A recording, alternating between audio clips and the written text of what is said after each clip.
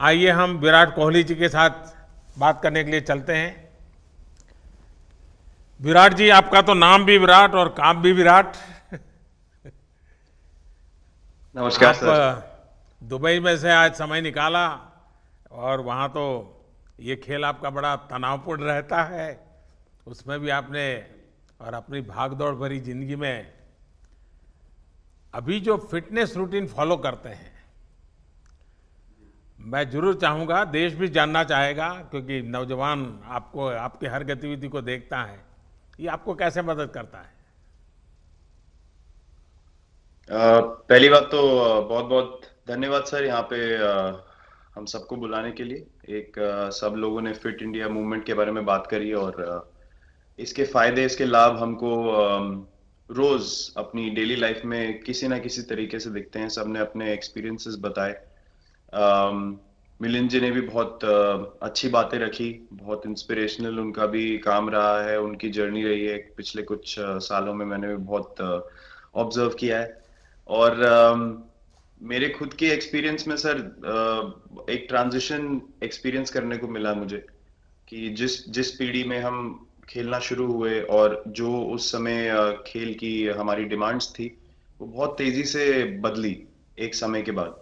और मुझे ये एक्सपीरियंस हुआ कि जो एक हमारा सिस्टम बन चुका था, हमारा एक रूटीन बन चुका था, वो हमारे खेल के डिमांड्स के लिए सही नहीं था और उसे बदलना ज़रूरी था। क्योंकि हमारा खेल बहुत तेज़ी से आगे बढ़ रहा था और मुझे ऐसा महसूस हुआ कि हम कुछ फिटनेस के पॉइंट ऑफ व्यू से पीछे छूट जा रहे थे। हमारी स्किल में कभी कोई प्रॉब्लम नहीं थी। तो स्वामी जी ने भी बात रखी, आपने भी बात करी, मिलिंद जी ने भी पहले बताया। एक जो सेल्फ रियलाइजेशन की बात है कि आपको खुद से रियलाइज हो कि मुझे क्या बदलना है अपने अंदर। तो मुझे वो एक समय पे खुद भी एक्सपीरियंस हुआ कि नहीं, फिटनेस जो है वो प्रायोरिटी होनी चाहिए। और अगर मैं आपको ऑनेस्टली बताऊं तो पहले खेल को अच्छा करने के लिए फिटनेस मैंने शुरू करी, लेकिन आज अगर प्रैक्टिस मिस भी हो जाए तो मुझे इतना खराब नहीं लगता। लेकिन अगर फिटनेस सेशन मेरा मिस हो जाए या एक्टिविटी मिस हो जाए तो मुझे ज्यादा खराब लगता है। तो इसके फायदे जो हैं तो सर वो सबसे पहले आपको ये जो नया मंत्र जगा, तो दिल्ली के छोले भटूरे का ही बहुत दुखता हुआ होगा। बहुत ज्यादा सर। मतलब जो अभी हमने थोड़ी देर पहले बात करी कि हमारा जो नेटिव डाइट है, एक जिस रीजन से हम आते हैं उसका जो हम वो खाते हैं, उससे कभी मैंने कभी एक्सपीरियंस नहीं किया कि हेल्थ इश्यूज हुए हो या किसी को कोई बीमारियों का सामना करना पड़ा हो।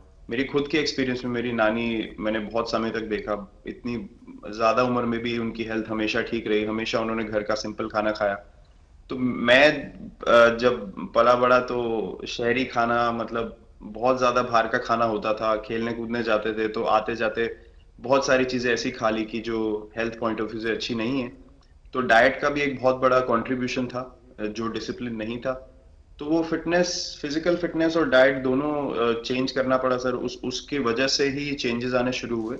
और मैं इस चीज से इसलिए रिलेट कर पाता हूँ क्योंकि जैसे हमारे खेल में चेंजेस आए, आज की लाइफ की भी डिमांड्स बहुत ज्यादा हो गई हैं, बहुत हेक्टिक हो गई है लाइफ।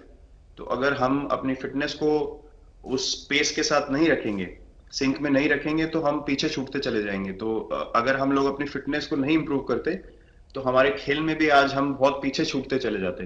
क्योंकि आप सिर्फ अपनी स्किल पे डिपेंड नहीं कर सकते। आपका जो मेंटल स्ट्रेंथ है, वो आपका शरीर कितना तंदुरुस्त है और आपका दिमाग कितना तंदुरुस्त है, उस दोनों का एक कॉम्बिनेशन साथ में चलता है। तो अगर मेरा शरीर सपोर्ट नहीं कर रहा है जो मेरा दिमाग सोच रहा है, तो मैं जो करना चाहता हूँ मैं नहीं कर पाऊंगा।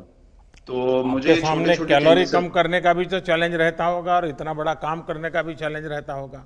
उसको कैसे हैंडल करते हैं? सर मैंने अभी जो अपने अनुभव में मैंने ये चीज एक्सपीरियंस करी है, वो ये है कि खाने के बीच में समय देना बहुत जरूरी है। हम लोग बहुत बार खाते हैं और फिर बड़ी मील के बाद वो छोटा छोटा खाते चले जाते हैं पूरा दिन। तो वो जो हमारा सिस्टम है, उसको कहीं प्रोसेस करने का मौका ही नहीं मिलता खाने को, और रात तक हम खाते चले जाते हैं। तो मैं जब छोटा भी था तो 11:30 12 बजे डिनर हो रहा है, उसके बाद मीठा खा के एकदम सो गए। कुछ एक्टिविटी नहीं, कुछ उसके बाद वॉक नहीं। तो आई थिंक ये छोटी छोटी चीजें जो है जो बहुत मैटर करती हैं कि आप अपने अंदर के सिस्टम को भी कितना समय दे रहे हैं उस खाने को प्रोसेस करने के लिए जो आप खा रहे हैं। तो उसके लिए अवेयरनेस बहुत जरूरी है कि आप किस वजह से कर रहे हैं। आप अपने आप को ओवरऑल फिट रखने के लिए कर रहे हैं या फिर सिर्फ वेट लॉस के लिए कर रहे हैं, जैसे अभी रुजुता जी ने बोला। तो प्रायोरिटी बहुत जरूरी है अपने दिमाग में कि आप आपकी इंटेंशन ठीक होनी चाहिए, फिर अकॉर्डिंगली आपके रिजल्ट्स भी वैसे ही आएंगे बाहर। मैंने सुना है कि इन दिनों टीम के लिए एक योयो टेस्ट हो रहा है। क्या ये कैप्टन को भी ये योयो टेस्ट करवाना पड़ता है कि आपको छुट्टी होती है? और योयो टेस्ट होता क्या है? क्या क्या क्या करना पड़ता है? सर टेस्ट ये बहुत जरूरी था फिटनेस पॉइंट ऑफ व्यू से। अगर आप ग्लोबल फिटनेस लेवल्स की बात करें तो बाकी टीमों से हमारा लेवल अभी भी कम है, और हम चाहते हैं कि वो लेवल हम ऊपर लेके जाएं जो एक बेसिक रिक्वायरमेंट है। आज की डेट में हम लोग फोकस करते हैं कि जैसे T20 मैच हो गया या वनडे मैच हो गया, वो एक दिन में खत्म हो जाता है। लेकिन अगर हम टेस्ट मैच की बात करें जो 5 दिन आपको खेलना है, हर शाम को आपको वापस जाना है, अगले दिन फ्रेश आना है, तो उस पॉइंट ऑफ व्यू से ये फिटनेस जो स्टैंडर्ड था वो बहुत जरूरी था। और मैं सबसे पहले मैं ही जाके भागता हूँ, और ये कंडीशन है कि अगर मैं भी फेल हो जाऊंगा तो सिलेक्शन के लिए मैं भी अवेलेबल नहीं हूँ। तो आई थिंक ये सिस्टम और ये कल्चर सेट करना बहुत जरूरी होता है। और उससे क्या होता है सर, ओवरऑल एक जो फिटनेस लेवल है टीम का बढ़ेगा। जैसे टेस्ट क्रिकेट में हमारा बहुत बार होता है कि आप थके हुए हैं, तीसरे दिन आके आपको, जैसे हमारे फास्ट बॉलर्स हैं आज की डेट में, वो दुनिया में सबसे ऊपर है, तो उनको अगर दूसरे तीसरे चौथे दिन आके वो एफर्ट डालना है फील्ड पे, तो वो डाल सकते हैं। पहले क्या होता था, स्किल हमारे पास हमेशा से रही है, लेकिन शायद जो मैंने आपको बोला वो ट्रांजिशन मैंने जो एक्सपीरियंस किया, हम लोग वो जरूरी समय जो आता है जहाँ पे शरीर थक जाता है और टीम को आपकी जरूरत है, वहां पे परफॉर्मेंस जो है हमारी डिप हो जाती थी और दूसरी टीम जीत जाती थी। आज की डेट में हमारी फिटनेस की वजह से हम वो जरूरी समय में उस चीज को कैपिटलाइज कर पा रहे हैं और हमारे रिजल्ट्स उसी तरीके से आ रहे हैं। तो एक एक sir benchmark I think elite sports में होना जरूरी है, उससे एक फिटनेस विराट कल्चर जी, बना। मैं देख रहा हूँ कि आपका टाइम मैनेजमेंट तो है ही है, लेकिन फिर भी आपकी एक्टिविटी इतनी नज़र आती है ना, मैं भी कभी कभी फॉलो करता हूँ। कभी थकान नहीं लगती क्या आपको?